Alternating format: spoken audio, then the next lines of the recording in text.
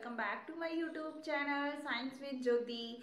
Hope आप सब अच्छे होंगे और कोरोना की थर्ड वेव में सभी लोग अपने घर रहें और सुरक्षित रहें। और अगर आपको मेरी वीडियोज पसंद आती हैं तो उनको लाइक करें, वीडियोज को ज़्यादा से ज़्यादा शेयर करें और चैनल को सब्सक्राइब करना ना भूलें। तो आज हम पढ़ेंगे इलेक्ट्रॉन ट्रांसपोर्ट सिस्टम का जो दूसरा पार्ट था, कौन सा, oxidative phosphorylation. Electron transport chain में हमने क्या किया था कि इलेक्ट्रॉन जो था NADH और FADH से कहाँ, FADH2 से कहाँ ट्रांसफर हो जाता है, ऑक्सीजन के पास। तो उस प्रोसेस में क्या होता है, मैंने आपको बताया था कि जो पहला कॉम्प्लेक्स, थर्ड कॉम्प्लेक्स और फोर्थ कॉम्प्लेक्स जो होता है वो क्या करता है, हाइड्रोजन को पंप करता है। कहाँ से कहाँ पंप करता है हाइड्रोजन को, मैट्रिक्स से पेरी माइटोकॉन्ड्रियल स्पेस में।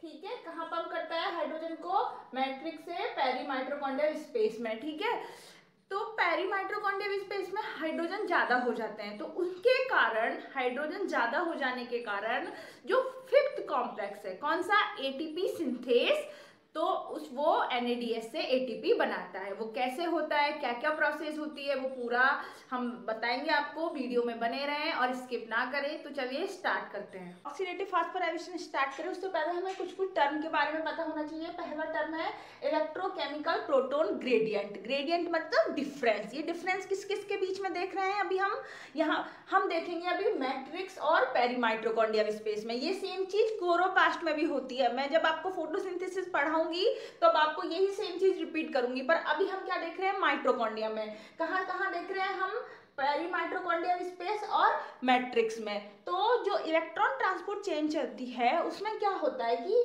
हाइड्रोजन जो होते हैं वो मैट्रिक्स से कहाँ ट्रांसफर हो जाते हैं, कहाँ पंप किए जाते हैं। बताया था मैंने आपको इलेक्ट्रॉन ट्रांसपोर्ट चेन में कि हाइड्रोजन जो चिल्लर जो होते हैं कि कॉम्प्लेक्स बॉन्ड्स थर्ड और फोर्थ चिल्लर को अपने पास नहीं रखते, कहाँ फेंक देते हैं, पेरी माइटोकॉन्ड्रियल स्पेस में। तो वहां पे क्या हो जाता है, H+ इंक्रीज हो जाता है। तो और यहाँ पर कम हो जाएगा तो वो किसका क्या हो, इसको हम क्या बोलेंगे, प्रोटॉन ग्रेडियंट। H+ की डिफरेंस के कारण जो ग्रेडियंट बनता है उसको हम बोलते हैं प्रोटॉन ग्रेडियंट। ये क्या है, इलेक्ट्रोकेमिकल ग्रेडियंट। इलेक्ट्रोकेमिकल ग्रेडियंट मतलब चार्ज के कारण जो ग्रेडियंट बनता है, वोल्टेज के कारण जो ग्रेडियंट बनता है। कैसे, हाइड्रोजन यहाँ पे, तो यहाँ पे प्लस चार्ज ज्यादा होंगे, ठीक है, यहाँ पे माइनस चार्ज होंगे, तो इसके कारण भी एक ग्रेडियंट, एक डिफरेंस क्रिएट हो जाता है जिसको हम बोलते हैं इलेक्ट्रोकेमिकल या वोल्टेज ग्रेडियंट। दोनों को मिला के क्या बोलते हैं, इलेक्ट्रोकेमिकल प्रोटॉन ग्रेडियंट या प्रोटॉन मोटिव फोर्स, PMF। क्या ये कंफ्यूजन रहता है सबको कि प्रोटॉन मोटिव फोर्स क्या है, इलेक्ट्रोकेमिकल प्रोटॉन, कि हाइड्रोजन के कारण जो चार्ज बनता है और जो H+ की कंसंट्रेशन के कारण जो डिफरेंस आता है उसके कारण जो ग्रेडियंट बनता है उसको हम बोलते हैं इलेक्ट्रोकेमिकल प्रोटॉन ग्रेडियंट, और उसी को हम क्या बोलते हैं, प्रोटॉन मोटिव फोर्स। आपको ये तो पता है इलेक्ट्रॉन ट्रांसपोर्ट चेन हो रही है इनर माइटोकॉन्ड्रियल स्पेस में, है ना, इनर माइटोकॉन्ड्रिया की मेम्ब्रेन में हाइड्रोजन जा रहे हैं पेरी माइटोकॉन्ड्रियल स्पेस में। तो ये हाइड्रोजन यहाँ पे ज्यादा हो गए ना, इसके कारण ये जो फिफ्थ है हमारा, कौन सा complex, ATP synthase. Fifth complex कौन सा है, पूरा स्ट्रक्चर बताएंगे ATP सिंथेज का। जो फिफ्थ जो कॉम्प्लेक्स है वो क्या करता है, इन हाइड्रोजनों को वापिस यहाँ लाता है। क्या करता है, इन हाइड्रोजनों को जो पेरी माइटोकॉन्ड्रियल स्पेस में उनको लाता है, उसके कारण क्या होता है, ATP बनता है, जिसको हम बोलते हैं ऑक्सीडेटिव फॉस्फोराइलेशन। ठीक है, अब इनका इलेक्ट्रोकेमिकल प्रोटॉन ग्रेडियंट का कितना वैल्यू होता है, देखो, इलेक्ट्रॉन केमिकल का तो हम मानते हैं 160 मिली वोल्ट, ठीक है, और प्रोटॉन ग्रेडियंट का मानते हैं 59 मिली वोल्ट, तो टोटल हो जाता है 219, तो हम बोलते हैं 220 मिली वोल्ट जो होता है इलेक्ट्रोकेमिकल प्रोटॉन ग्रेडियंट या PMF, उसका कितना वैल्यू होता है, 220 मिली वोल्ट। ठीक है, कहीं कहीं पूछ लेते हैं। तो वो किसके कारण हो रहा है, एक तो H+ के कारण होता है, इसका फॉर्मूला है पूरा, नॉन्स इक्वेशन दी गई है इसको निकालने के लिए। ठीक है, मैं यहाँ पे नहीं बता रही हूँ, मैंने बस आपको वैल्यू बता दी है। कितनी होती है इलेक्ट्रोकेमिकल प्रोटॉन ग्रेडियंट की वैल्यू, 220 मिली वोल्ट। ठीक है, अब हम जानते हैं जो ये फिफ्थ कॉम्प्लेक्स है उसकी स्ट्रक्चर कैसी होती है। तो ये हमारा पूरा इलेक्ट्रॉन ट्रांसपोर्ट चेन है, जिसमें मैंने आपको बनाया है कॉम्प्लेक्स, चारों कॉम्प्लेक्स बनाए हैं। ये इनमें से 3 कॉम्प्लेक्स क्या करते हैं, हाइड्रोजन को पंप करते हैं। कहाँ, पेरी माइटोकॉन्ड्रियल स्पेस में। एक और चीज, जब मैंने आपको ईटीसी बताया था तब मैंने आपको ये नहीं बताया कि जो साइटोक्रोम सी होता है वो इनर माइटोकॉन्ड्रियल मेम्ब्रेन में नहीं पाया जाता, वो पेरीफेरी पे पाया जाता है। किसकी पेरीफेरी पे, 3rd और 4th के बीच में पाया जाता है। और किसकी पेरीफेरी पे, इनर माइटोकॉन्ड्रियल मेम्ब्रेन। किसकी साइड, पेरी माइट्रोकॉन्ड्रियल स्पेस या इनर माइट्रोकॉन्ड्रियल स्पेस में पाया जाता है। ठीक है, अब ये जो H+ है इसको कौन लेता है, कॉम्प्लेक्स 5th, जिसको हम क्या बोलते हैं, एटीपी सिंथेज, जिसको हम क्या बोलते हैं, एटीपी सिंथेज। इन हाइड्रोजन को लेता है और एटीपी बनाता है। ये सेम जो है एटीपी सिंथेज, ठीक है, ये एक मैकेनिज्म से काम करता है। किस, मतलब उस मैकेनिज्म को बोलते हैं केमी ऑस्मोटिक थ्योरी। क्या बोलते हैं उसको, केमी ऑस्मोटिक थ्योरी। ठीक है, ये जो सेम प्रोसेस है ये कहाँ पर होगा, क्लोरोप्लास्ट में भी होगा। ठीक है, उसमें भी ये एटीपी सिंथेसिस पाया जाएगा, क्योंकि उसमें भी एटीपी बनेंगे। आपको मैंने बताया था ना कि लाइट की उपस्थिति में अगर एटीपी बनते हैं तो उसको हम बोलते हैं फोटोफॉस्फोराइलेशन। बहुत स्टार्टिंग में जब रेस्पिरेशन पढ़ाया था तो मैंने आपको 3 तरह के फॉस्फोराइलेशन बनाया था। तो ये जब चीजें हैं उसमें ये कॉम्प्लेक्स की जगह कुछ और होगा। ठीक है, पर एटीपी सिंथेस तो होगा ही होगा। ठीक है, तो ये जो माइटोकॉन्ड्रिया में 5th कॉम्प्लेक्स पाया जाता है एटीपी सिंथेस, वो किस हाइपोथेसिस पे काम करता है, केमी ऑस्मोटिक थ्योरी या केमी ऑस्मोटिक हाइपोथेसिस, जो किसने दी थी 1961 में। एक बायोकेमिस्ट थे, कौन, पीटर मिट्जेल। तो उन्होंने क्या बताया कि जब इलेक्ट्रॉन ट्रांसपोर्ट चेन में इलेक्ट्रॉन का ट्रांसफर होता है तो उसके कारण कुछ हाइड्रोजन क्या करते हैं, मैट्रिक्स से कहाँ पंप किए जाते हैं, पेरी माइट्रोकॉन्ड्रियल स्पेस में।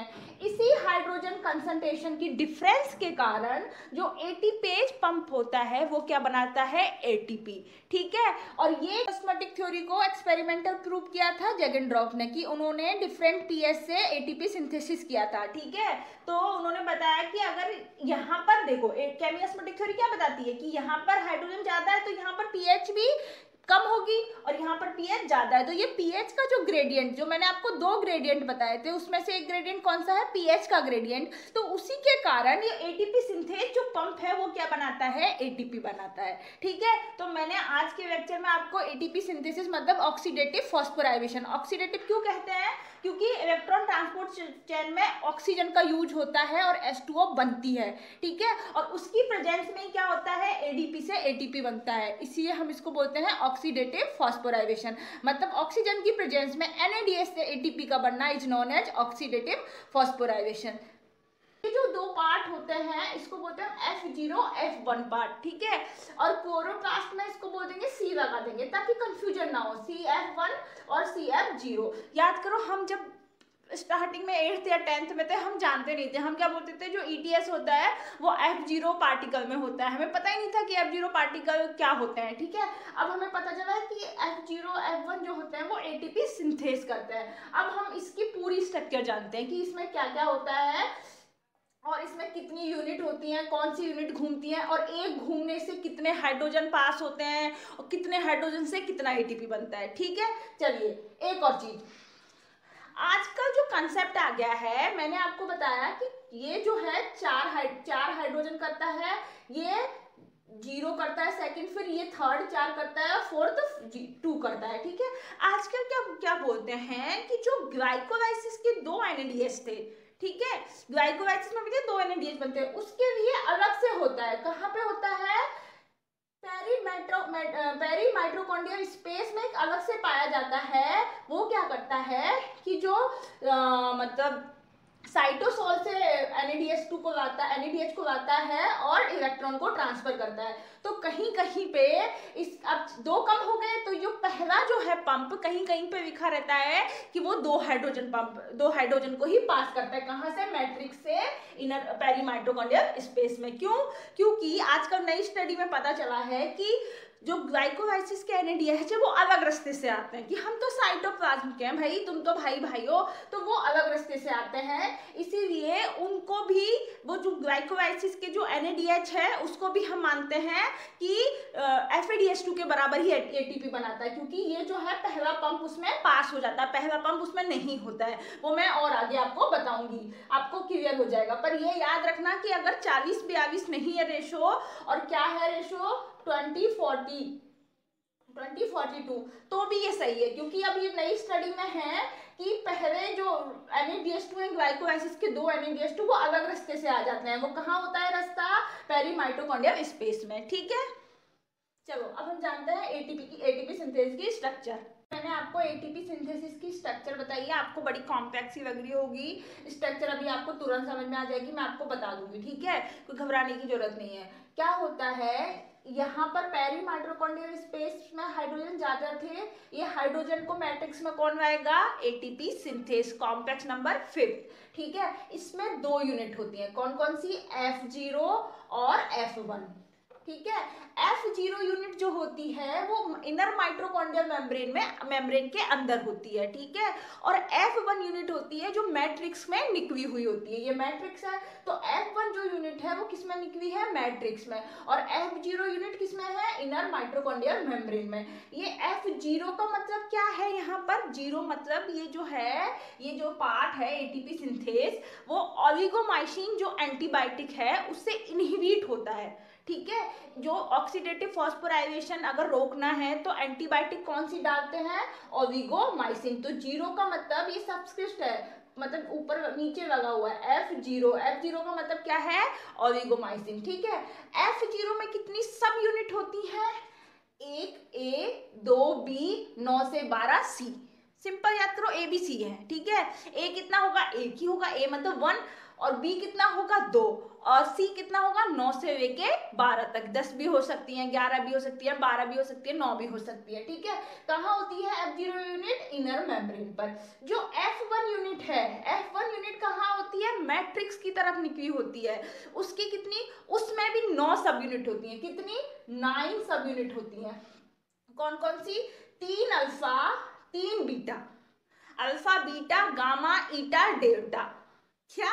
Alpha beta gamma eta, eta मतलब ई जो बनाते हैं, एप्सॉन बनाते हैं ना, ईटा, और डेल्टा। ठीक है, तो जो अल्फा और बीटा जो होती हैं वो कितनी कितनी होती हैं? 3-3 होती हैं, और गामा ईटा और डेल्टा कितनी कितनी होते हैं? 1-1। ठीक है, अब जो एटीपी सिंथेसिस होता है वो कौन करता है? कौन, इसकी ये भी पूछा जाता है कि साइट कौन सी है एटीपी सिंथेसिस की, कौन सी सब यूनिट में होता है? कहाँ होता है? बीटा सब यूनिट में। याद रख लेना, एटीपी सिंथेसिस कहाँ होता है?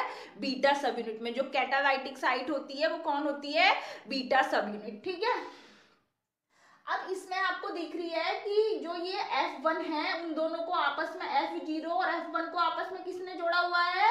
गामा ने। किसने? गामा ने। ठीक है, गामा के पास में कौन है? ईटा। तो गामा, ईटा और सी, गामा ईटा और सी ये क्या करती हैं? घूमती रहती हैं, ये रोटेशन करती रहती हैं, तो इनको हम बोलते हैं रोटेटरी या मूविंग यूनिट। मूविंग कौन कौन सी? गामा, ईटा और सी, इनको बोलते हैं हम मूविंग यूनिट या रोटेटरी यूनिट। ठीक है, और जितनी जो बच गई सारी वो क्या? एक जगह पर पड़ी रहती हैं, उनको हम क्या बोलते हैं? Stationery unit. मैं डायग्राम में आपको इसलिए बता रही हूँ क्योंकि इससे आपको क्लियर कंफ्यूजन नहीं रहेगा। कौन कौन सी यूनिट होती हैं जो मूव करती रहती हैं? गामा, ईटा और सी। अब ये घूमती रहती हैं, इनके घूमने से ही हाइड्रोजन जो है वो पेरीमाइटोकॉन्ड्रियल स्पेस से कहाँ आता है? मैट्रिक्स में। ठीक है, इसमें एटीपी जो सिंथेज होता है पंप, उसमें कितनी यूनिट होती हैं? 2। कौन कौन सी? F0, F1। F1 को हम बोलते हैं कैटालाइटिक साइट। कैटालाइटिक साइट क्यों बोलते हैं? क्योंकि इसमें जो ये बीटा है यहीं पर एटीपी सिंथेसिस होता है। ठीक है, F0 में कितनी सब यूनिट होती हैं? 1 A होता है, 2 B होते हैं, 9 to 12 C होते हैं। ठीक है, और F1 में होती है 9 सब unit, 3 alpha, 3 beta, gamma, eta, delta. जितने भी मैथ के आपको याद है सब लिख दो। 3 अल्फा, 3 बीटा, गामा, ईटा और डेल्टा। एटीपी कहाँ बनता है? बीटा साइड पे। इसको हम बोलते हैं, इसीलिए F1 को हम बोलते हैं कैटालाइटिक साइट, ठीक है, क्योंकि यहाँ पर एटीपी बनता है। तो ये जो गामा, ईटा और सी है ना, गामा आपको मैंने बताई थी डायग्राम में, वो F0 और F1 को जोड़ रही थी, ठीक है। तो गामा, ईटा, सी ये क्या बोलते हैं? ये घूमने वाली यूनिट बनाती है। इनको हम बोलते हैं रोटर या मूविंग साइट, मूविंग यूनिट, ये घूमती रहती हैं। जबकि और सारी जो बच गई कौन कौन, alpha, beta, delta, A B, ये सब क्या बनाती है? स्टेशनरी यूनिट, मतलब फिक्स रहती हैं। घूमता कौन है? गामा, ईटा और सी, ठीक है। अब हम जानते हैं कि कितने हाइड्रोजन पर कितने एटीपी बनते हैं। जो एक रोटेशन होता है उसमें कितने एटीपी बनते हैं? 3 एटीपी। कितने? 3 एटीपी। और एक एटीपी के लिए जो ये बाहर हाइड्रोजन थे पेरीमेट्रा कॉन्डेव स्पेस में, वो कितने चाहिए? 4। 3 तो चाहिए ही, और एक जो हाइड्रोजन चाहिए होता है वो एटीपेज को एक्टिवेट करने के लिए। तो एक एटीपी बनाने के लिए कितने हाइड्रोजन चाहिए? 4 हाइड्रोजन, ठीक है। मैंने आपको बताया कि एक एटीपी बनने के लिए कितने हाइड्रोजन चाहिए? 4 हाइड्रोजन। तो जो NADH था, याद करो, ETS में पहला पंप कितना करा था? 4, दूसरा पंप कुछ नहीं करा था, तीसरा पंप 4, फिर 2, मतलब 10 हाइड्रोजन ट्रांसफर हो रहे थे। एक के लिए कितना चाहिए? 4, तो 10 से कितने बनेंगे? 2.5, ठीक है। तो ये बोलते हैं ना, एक NADH इक्वल टू 2.5 एटीपी। अब जो FADH2 का केस था, उसने क्या किया था? जो ये पहला जो था पंप, उसको बाईपास कर दिया था, ठीक है। वो डायरेक्ट किससे स्टार्ट होता है? दूसरे से। खुद तो कुछ करता नहीं है, पहला भी पास कर देता है, ठीक है। तो कितने हाइड्रोजन पंप करता है? 6 हाइड्रोजन पंप। कितने? 6 हाइड्रोजन। तो 4 हाइड्रोजन से एक एटीपी बनता है, तो 6 से कितना बनेगा? 1.5। तो एक NADH से कितना एटीपी? 2.5, और एक FADH2 से कितना एटीपी? 1.5। अब सबको क्लियर होना चाहिए कि ऑक्सीडेटिव फास्फोराइलेशन में एटीपी कैसे बनता है, NADH से, और कितने हाइड्रोजन से कितना एटीपी बनता है, ठीक है। तो आपको अगर ये वीडियो पसंद आया है तो आपको मेरी फीस देनी पड़ेगी। फी क्या है? आप इस वीडियो को कम से कम 3 से 4 लोगों को शेयर करें, और इतना शेयर करें कि ये वीडियो वापस शेयर होके मेरे पास आ जाए, ठीक है। और चैनल को सब्सक्राइब करें और बेल आइकन के बटन को दबाएं, ताकि आपको मेरे सारे वीडियोज का नोटिफिकेशन मिलता रहे। Thank you so much.